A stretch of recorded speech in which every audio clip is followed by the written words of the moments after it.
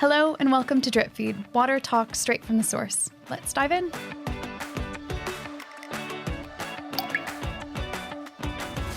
Hello, I'm Flora. And I'm Mariella. And welcome to our first ever podcast. First episode. I am so excited to be sitting here with you today. So, how are you doing? How are you feeling? I'm good. I'm nervous. I'm excited though. I think there might be some misconceptions that water's a dry subject, but I think sorry, that was terrible. I think we will prove that there's actually like a lot of interesting stuff that we can really delve into. Yeah. Or dive into, as we said earlier. I think we've got a lot of puns to make and a lot to talk about today. So I'm going to start really big. Okay. Like the whole planet big. Oh God, that's right? big. Massive. What percentage of the world's water, the whole world's water, do you think is fresh? Fresh. So what does fresh mean? Does that mean like drinking water, showering water? It means not salty. Okay. What of all the water do you think is not salty water? Oh, like 50%? Smaller. Go down. 30. Even less. Oh, just tell me. What? So it's like a drop in the ocean. 71% of the earth is covered in water. And of that, only about 3% is fresh water. But for the whole planet? For the whole planet. Oh, God. Even more dramatic, most of that is locked away in ice or deep underground where we can't access it. Oh. So I've got an analogy, and I don't know if you can imagine this. Okay. So if you had... Imagine. So if you had a 3-liter container, the amount of fresh water would be like a teaspoon of that, maybe 2 teaspoons. Oh, that's crazy. So it's so tiny, like the smallest amount. It's a lot rarer than people think, obviously. If you thought it was 50%. Yeah, no, I'm actually really shocked by that. Yeah. So it's a lot rarer than people think. And I think I wanted to start this episode off talking about our own personal connections to water. Okay. Because I think that's really important to, frame the discussion. And also, I guess, set the scene of why we are here as well, talking about what we're talking about. So I wondered if you had a personal story that you wanted to share. Maybe something about growing up in Scotland, or something about, I don't know if you're a swimmer or you like going on walks next to reservoirs. Oh, well, I'm actually the least outdoorsy person in the world. But no, I do have like a kind of, being in Scotland, you do grow up with that appreciation for fresh water and water. And I think it's always when you go away, like when you go on holiday and you can't just you can't have it out the tap some places, but also it just tastes horrible. Yeah. And I feel like I can even taste the difference from drinking water in Glasgow and drinking water in Fife. Which is better?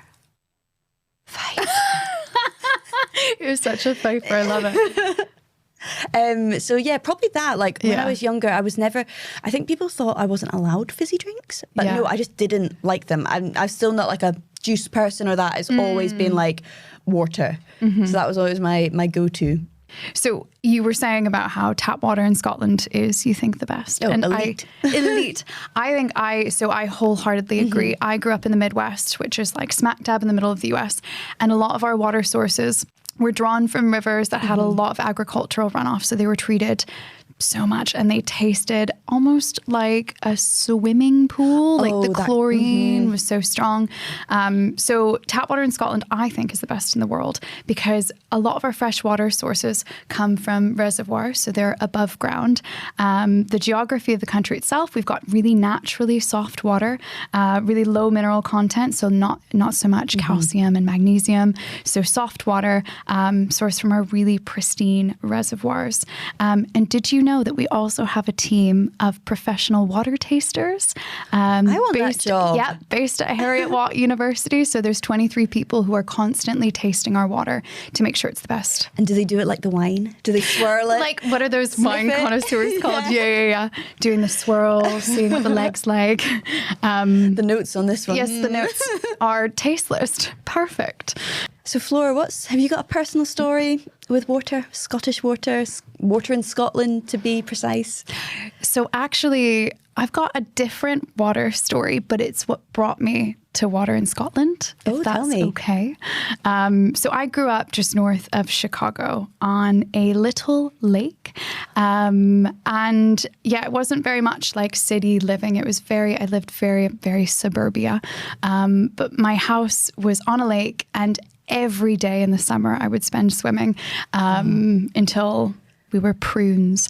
And every winter we had this amazing hill that went down the side, and we'd go sledging down the hill and out onto the lake as far as we could go. It was really such an outdoorsy childhood. And I think that connection to the outdoors and that fresh water source really made me appreciate how valuable that is and how lucky I was to have that growing up. And I think then moving here to Scotland, I don't know. I've just always had water at the back of my mind. And I think I've always been drawn towards working with water because of that. And then hence the move towards, although it's wastewater, still part of the water cycle. Yep.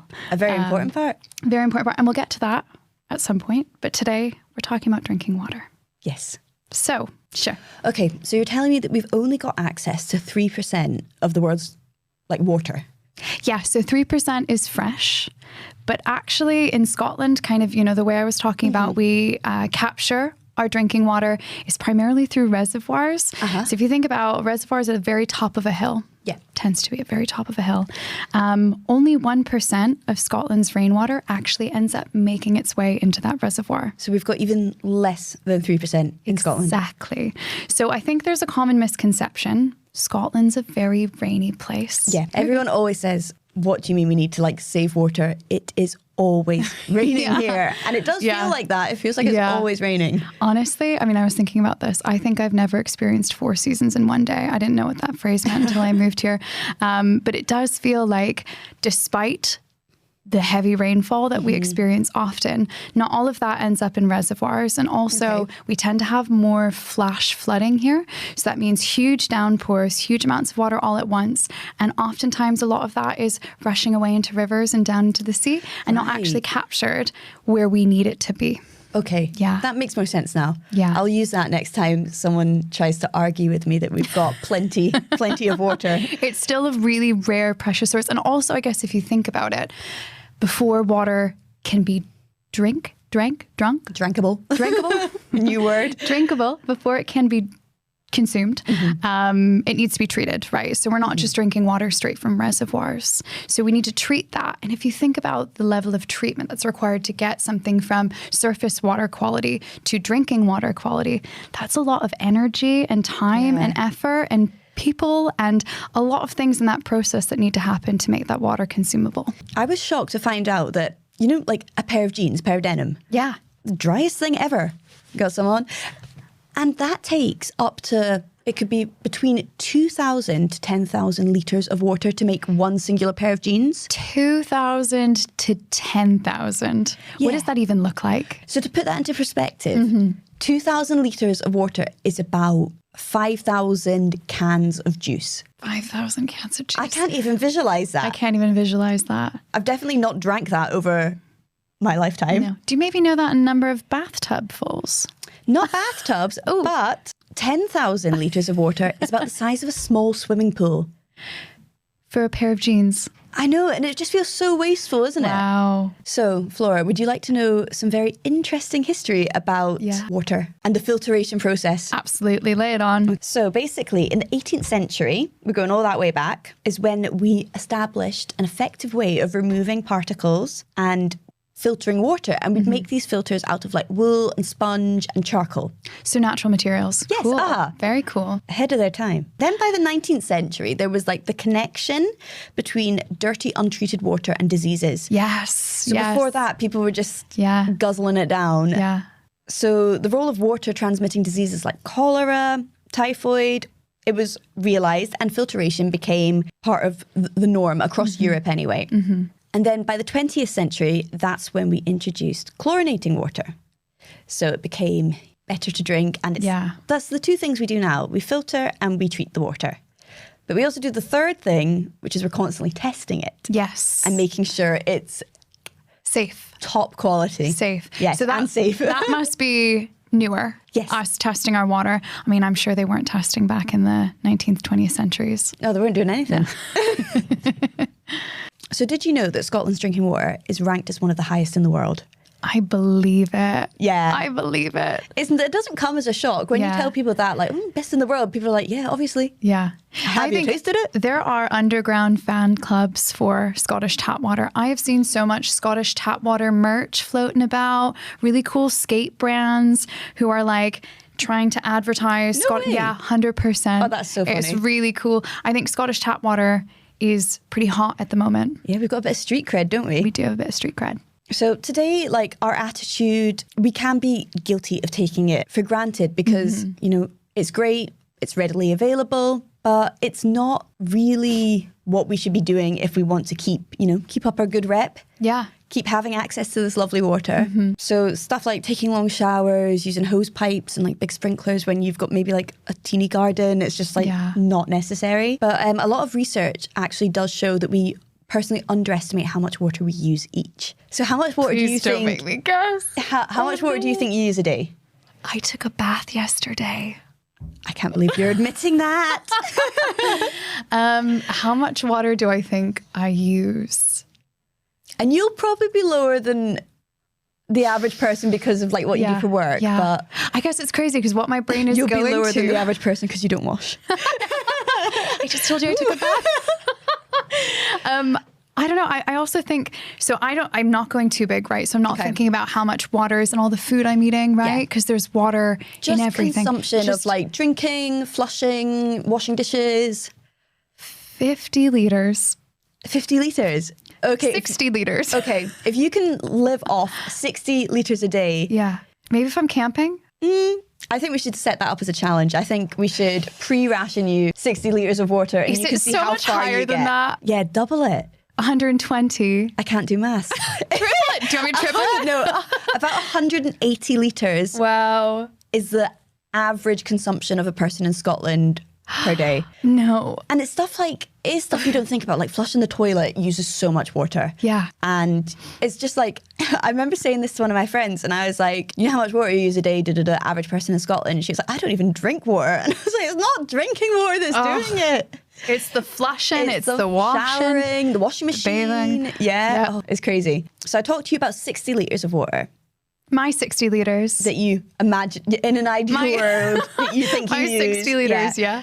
Do you think you could do a 20-litre water challenge? Because that's how much water they use in developing countries on average, because obviously they don't have as much access to it as we do and it's not treated as readily as we have it. So I think that would be a really good challenge. We should all try and set ourselves and see if we can get through the day with only using 20 litres, and that would just, it would blow your mind.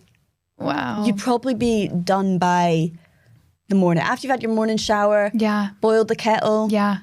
And do you know what's crazy? When I'm thinking about, while we're talking about this, is that all of the water that we're using is drinking water, right? So everything we're using has been treated to a drinking standard. You flush the toilet with drinking water that you could technically drink. Yeah. I mean, I'm not going to, but... No. But you technically could. We wouldn't advise that. No. We will not advise that to anyone at home.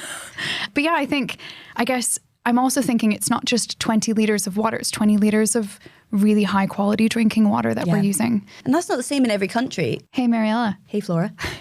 Do you fancy a coffee break? I would love a coffee. Special delivery from stage front. Oh, thank you very much. Thanks, Georgie. And we cheers Oh, we cheers. to the first episode. Cheers. You have to take a sip. Oh, yeah. I Make forgot eye about that contact. That is strong as anything. Deliciously brewed with Scottish water. I think it's a deliciously blued. Yeah, There are new blue with blue mugs.